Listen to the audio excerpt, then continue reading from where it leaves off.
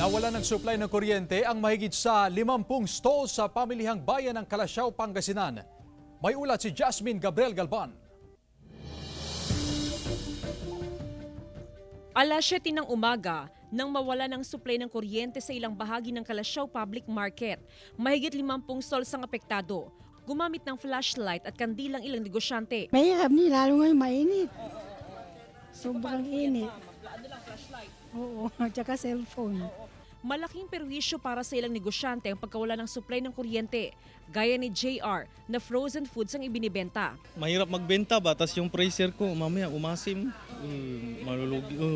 Mamaya malugi kami ng malaki mo. Sa investigasyon ng Municipal Engineering Office at Market Division, overloading ang dahilan ng biglaang pagkawala ng supply ng kuryente sa pamilihan.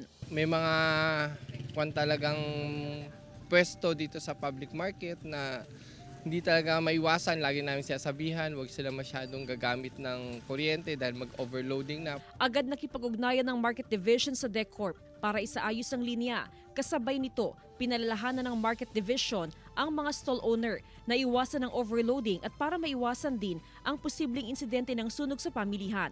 Naibalik din ang supply ng kuryente sa pamilihan matapos ang 4 na oras. Kasama si Daryl Peralta, Jasmine Gabriel Galban, One North Central Luzon.